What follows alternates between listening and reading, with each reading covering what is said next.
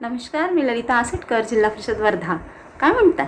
MPR तयार करत असताना अडचणी येते आणि आपले आकडे जुळत नाही. चला तर मग आपण मी सांगते त्याप्रमाणे करून बघूया. म्हणजे आपले कमीत कमी चुका होतील, कमीत कमी तफावत राहील आणि आपले आकडे जुळायला मदत होईल. तर सर्वांना पुन्हा एकदा विनंती आहे की ज्यांनी सबस्क्राईब केलं नसेल तर सबस्क्राईब करायला विसरू नका.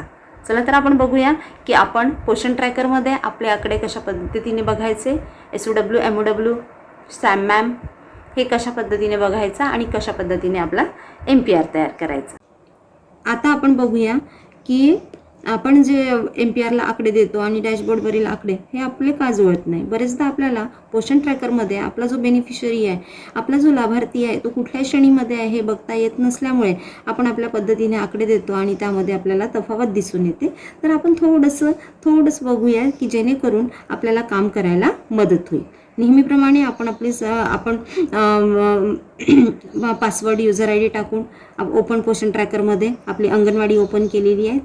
त्यानंतर ही स्क्रीन, अशा प्रकारचं पेज ओपन होतं. त्यामध्ये बेनिफिशरी हे आपलं नेहमीच आहे, बेनिफिशरी, डेली ट्रॅकिंग आणि होम व्हिजिट. तर आपल्याला जायचं आहे बेनिफिशरीमध्ये गेल्यानंतर आपले सगळे लाभार्थी 0 ते 6 महिने, 6 महिने ते 3 वर्ष आणि 3 ते 6 हे लाभार्थी आपल्याला इथे दिसतात गर्दस्तंदा. परंतु आपण MPR तयार करत असताना ही जे 0 ते 6 वर्षापर्यंतचे हे सगळी जी बालकं आहे ही आपण कशी बघायची. आता जर इथे आपण 6 महिने ते 3 वर्षामध्ये गेलो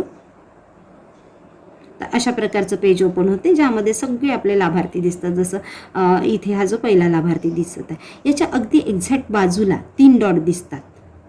हे 3 डॉट दिसतात. त्या 3 डॉटवरती क्लिक करायचं. क्लिक केल्यानंतर अशा प्रकारचं पेज ओपन होते, ज्यामध्ये update profile, add growth and nutrition details, growth monitoring, add vaccination detail आणि migrate out, THR, SCM option आणि सगळ्यात शेवटी ग्रोथ हिस्ट्री. तुम्ही लँग्वेज मराठी केलेली असेल तर वाढीचा आलेख म्हणून तुम्हाला सगळ्यात शेवटी दिसते. तर हे सगळ्यात शेवटी जे ग्रोथ हिस्ट्री, वाढीचा आलेख दिसतो त्यावरती क्लिक करा.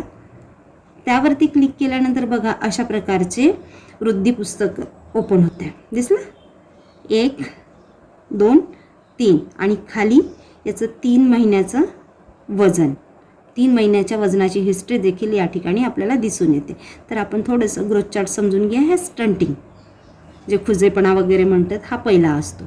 दुसरा आहे अंडरवेट, ज्यावरून आपण SOW, MOW, आपल्याला माहीत आहे आपला डॉट जर या लाल रंगामध्ये लागला तर तो तीव्रचा बालक असतो. जर पिवळ्या रंगामध्ये लागला तर तो मध्यम तीव्र वजनाचा असतो आणि ग्रीनमध्ये जर आपला डॉट लागत असेल तर तो आहे साधारण श्रेणीचा, नॉर्मल श्रेणीचा. यामधनं पुन्हा एकदा सांगते, यामधून आपण SOW, MOW ही बालकं आपण घेत असतो. आपण काय करायचं, संबंधित बालकाचं नाव लिहून घ्यायचं आणि त्याच्यासमोर श्रेणी लिहायची, त्याची मध्यम आहे, तीव्र आहे की साधारण आहे. त्यानंतर हा जो खालचा जो आलेख आहे तो आहे वेस्टिंगचा, ज्यावरून आपण काय करत असतो, सॅम आणि मॅम जे बालक आहे ते निर्धारित करत असतो. सॅम आणि मॅम बालक वजन आणि उंचीनुसार, त्याच्या वयानुसार त्याची वजन आणि उंची किती आहे यानुसार तो सॅम आणि मॅम बालक डिसाईड होत असतो. जसं इथे बघा लाल रंगामध्ये जर त्या बालकाचा जो आलेखात जर डॉट लागला तर तो आहे सॅम, पिवळ्या रंगात असेल तर मॅम आणि हिरव्या रंगामध्ये असेल तर नॉर्मल. या ठिकाणी पर्पल कलरचा रंग दिलेला आहे, तो ओव्हरवेटचा आहे की त्याचं जे सर्वसाधारण वजन आहे त्यापेक्षा थोडं जास्त वजन आहे.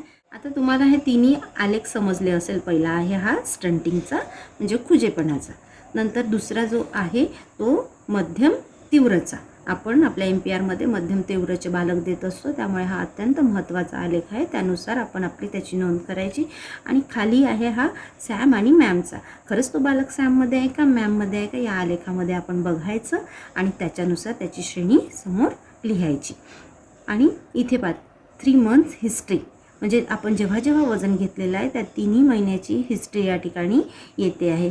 त्या कोणत्या महिन्यामध्ये आपण वजन घेतलं आहे, एप्रिल, मे, जून, आता 3 महिन्यामध्ये घेतलेलं आहे. त्यामुळे याची इथे बघून घ्यायचं आपल्याला, हा नॉर्मल आहे की मध्यम आहे, तीव्र आहे, सॅम आहे, मॅम आहे आणि त्यानुसारच त्या बालकाच्या समोर श्रेणी आणि सॅम मॅम किंवा नॉर्मल जे असेल ते लिहायचं, म्हणजे आपल्या चुका ह्या होणार नाही.